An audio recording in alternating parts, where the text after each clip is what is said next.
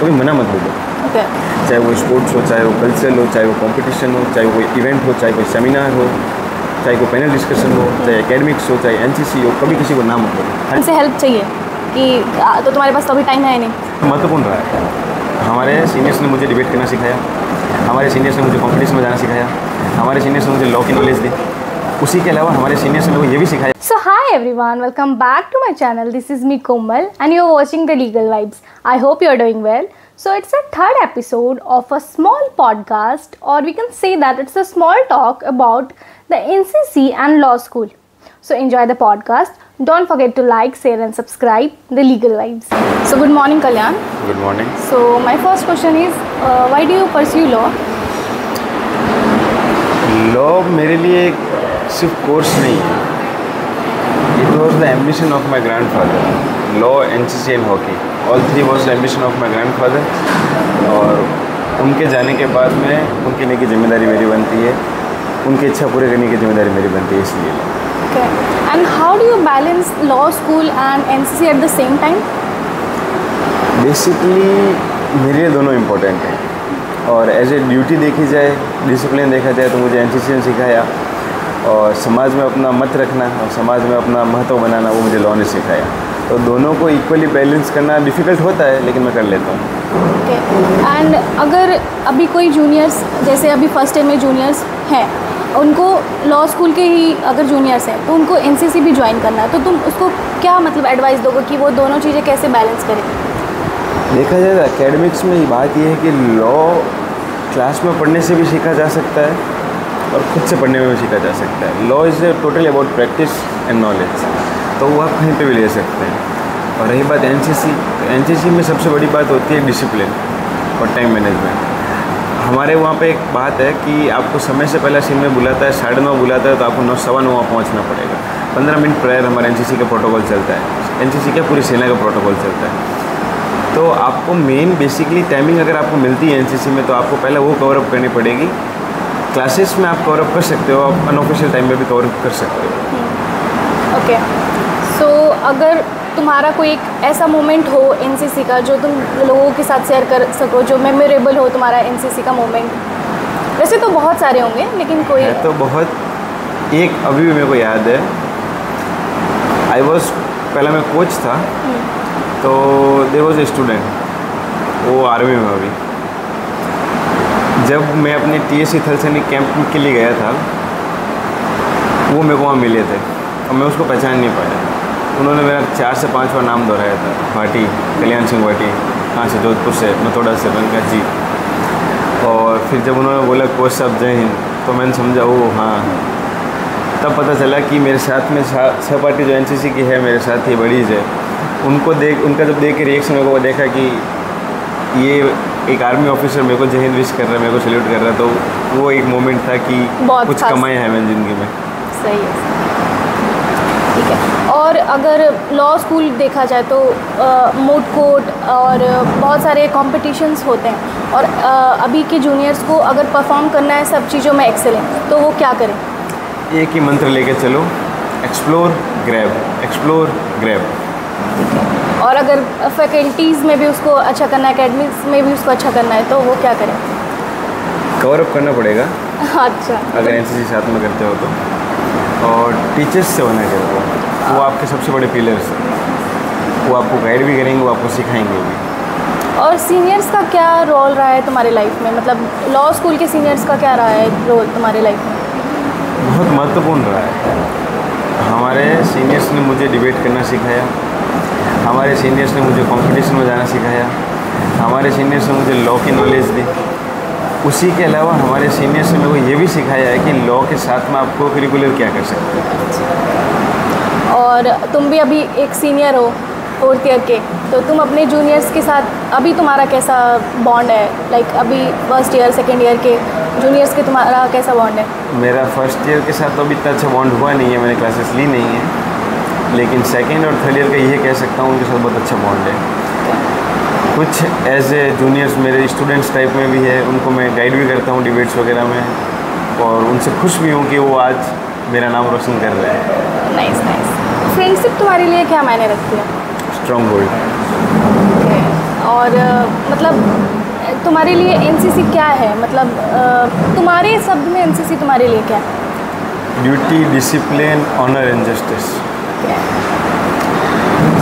एक और क्वेश्चन है, beyond time management, what specific skill और value develop through your NCC training like leadership, resilience और team work have you found directly applicable and beneficial in your law school journey, whether it's in academic और extra curricular? इससे सबसे बड़ी बात मैंने ये सीखी है, कभी हार मत मानो। ओके। आप अपना 100% दे सकते हो तो शरीर को धकेल के 200% दो।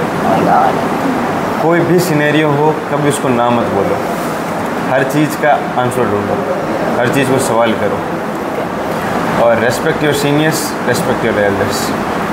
और अभी लॉ स्कूल में ऐसा होता है, मिड टर्म्स आते होंगे, एंड सेम्स आते होंगे, तो उस समय टाइम मैनेज कैसे हो पाता होगा? लाइक टाइम तुमको एनसीसी को भी देना है, तुम्हारे एकेडमिक्स को भी देना और एग्ज़ाम्स को भी देना है, तो कैसे? बेसिकली अगर दोनों एग्ज़ाम्स और एनसीसी के कुछ साथ में आ जाता है तो मुझे प्रेफरेंस लेनी पड़ती है। डे टाइम एनसीसी का होता है, नाइट टाइम लॉ का होता है। Okay, nice nice. Moot court, संविधान पे चर्चा और ये सब अगर जूनियर्स को करना है, अभी मूड कोर्ट में उनको पार्ट लेना है, तुमने और भी मूड कोर्ट्स में पार्ट लिए होंगे, तो उनके लिए क्या एडवाइस दोगे कि उनको कैसे, क्या प्रिपरेशन करनी होगी कि वो मूड कोर्ट में एक्सीलेंस कर सके? बेसिकली मैं चाहता हूँ कि शुरुआत में मूड कोर्ट ना ज्वाइन करें, उन्हें पहले मूड कोर्ट देखना चाहिए कैसे होता है, फिर उन्हें हमारे फैकल्टीज़ में जब इंटर मूड कोर्ट्स होते हैं, इंडक्शन मूड कोर्ट्स होते हैं, उनमें पार्ट लेना चाहिए ताकि उन्हें पता चलेगा कि क्या फील्ड है, कैसे होता है सब कुछ। उसके बाद में उनको सीनियर्स की गाइडेंस के थ्रू या फैकल्टीज़ की गाइडेंस के थ्रू मूड कोर्ट्स में ज्वाइन करना चाहिए ताकि आगे वो अपना नाम कर सकें। Okay, nice. Step by step जाना चाहिए, डायरेक्ट चौथे स्टेप पर नहीं जाना चाहिए। You are in Parul University, right? तो do you think there is a difference between NLUs और नॉन एनएलयूज?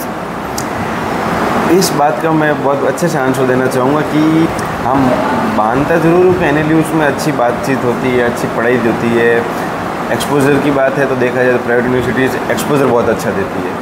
हमारी यूनिवर्सिटी को ही देख लो, कभी स्टूडेंट अगर उसमें पोटेंशियल है तो उसको बाहर जाने से रोका नहीं है। हमेशा आपको स्टेज दिया है, आपको फंडिंग दी है, आपको सपोर्ट किया है, आप कहीं भी जाना चाहे तो कभी ना नहीं सुना मैंने कॉलेज से। और शायद मैं इतना कह सकता हूँ कि अपनी पूरी फैकल्टी में एट प्रेजेंट मेरे से ज़्यादा कोई एक्सपोजर बाहर कोई नहीं गया होगा। तो उसका एक्सपीरियंस हम लोगों को बताओ, जूनियर्स को बताओ कि कैसा रहा, और अगर नए जूनियर्स हैं उनको भी तुम्हारी तरह बनना है तो लाइक मैंने शुरू में एक बात बोली थी, एक्सप्लोर एंड ग्रैब। नहीं, अगर उनको करना है तो लाइक वो क्या करे कि उनको भी एक्सपोजर मिले? ऐसा है कि जब भी कोई भी चीज़ आती है फैकल्टी में कभी मना मत बोलो। ओके। चाहे वो स्पोर्ट्स हो, चाहे वो कल्चरल हो, चाहे वो कंपटीशन हो, चाहे वो कोई इवेंट हो, चाहे कोई सेमिनार हो, चाहे कोई पैनल डिस्कशन हो, चाहे एकेडमिक्स हो, चाहे एनसीसी हो, कभी किसी को ना मत बोलो, हर चीज़ को मैनेज करो। और अगर अभी के जूनियर्स हैं उनको तुमसे हेल्प चाहिए कि तो तुम्हारे पास तो अभी टाइम है नहीं? मेरे जूनियर्स के लिए मेरे पास हमेशा टाइम रहेगा। आप किसी भी समय 24/7 कभी भी कॉल कर सकते हैं, कभी मैसेज कर सकते हैं, कभी भी आके मुझसे मिल सकते हैं। ओके। अगर तुमको एक क्लास लेना हो जूनियर्स का तो कौन से टॉपिक या कौन से सब्जेक्ट पे तुम?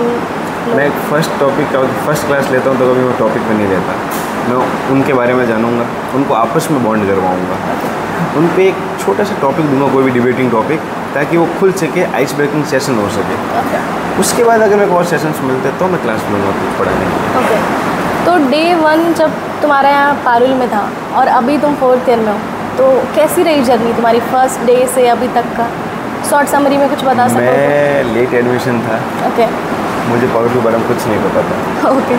जब मैं एडमिशन के लिए आया तो मेरी फर्स्ट विजिट थी arm force motivation centre. Okay. College से भी पहले वहाँ पे जाके मैंने सीखा, पता करा कि एनसीसी क्या है, मुझे क्या करना चाहिए क्या नहीं। उसके बाद मैंने स्पोर्ट्स के बारे में जाना, उसके बाद मैंने लॉ के बारे में जाना। ओके।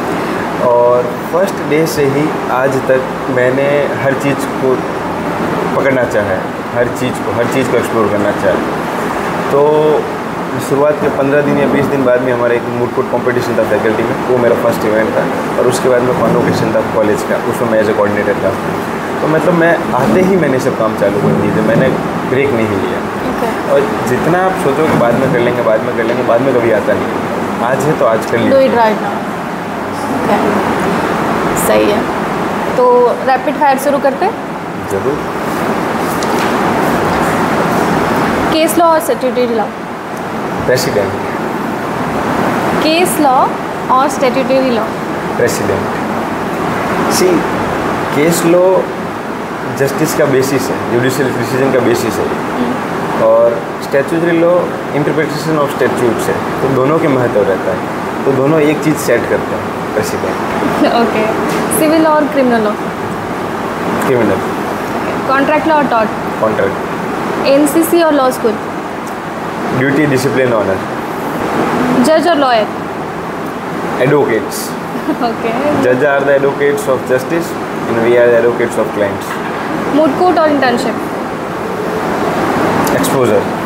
सुप्रीम कोर्ट और civil court. Apex court is apex court. Legal और प्रैक्टिकल। प्रैक्टिकल। फ्रेंडशिप और रिलेशनशिप। फ्रेंडशिप। फ्रेंडशिप्स तुम्हारे लिए क्या है, और किन लोगों का तुम्हारे लाइफ में बहुत सपोर्ट रहा है अभी तक का? मेरे लिए फ्रेंडशिप ये नहीं कि ये 4 दोस्त मेरे दोस्त थे खास, मेरे लिए सभी मेरे दोस्त हैं। अगर मैं उनसे बात भी नहीं करता हूँ, मिलता भी नहीं हूँ, तो मेरे इसका मतलब ये नहीं कि मेरी फ्रेंडशिप टूट गई। उनको जीवन में किसी भी पड़ाव पे मेरी ज़रूरत पड़ेगी तो वो मुझे पाएंगे। ओके। और फ्रेंड्स का मेरा बहुत बड़ा योगदान रहा है। क्लास में ही देख लो, मैं जब क्लास नहीं आता तो उन्होंने मेरे को समझाया कि क्या क्या पढ़ाई होती है, उन्होंने मेरी अटेंडेंस लगाई है। ये नहीं बोला था। एक होता है, एक पिलर होता है, मतलब इनविजिबल पिलर होता है, आपको पीठ पीछे सपोर्ट करना, आपको पीठ पीछे आपको स्टैंड लेना, वो होती है friends.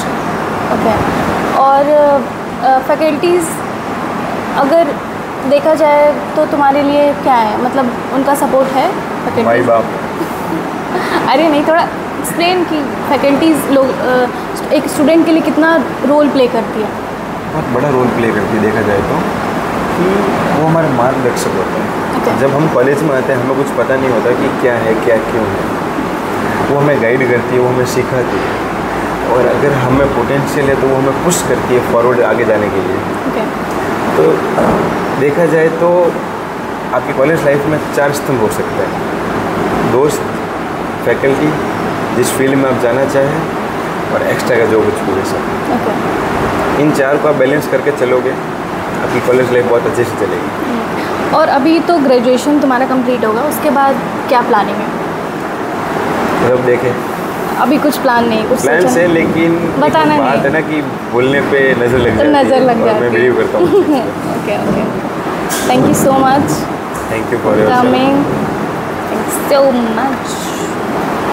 Like, share and subscribe the legal vibes. जरूर। I hope you enjoy the video. If you want me to continue this series of podcasts, do comment, or if you have any suggestion, do comment in the comment section. See you in the next video.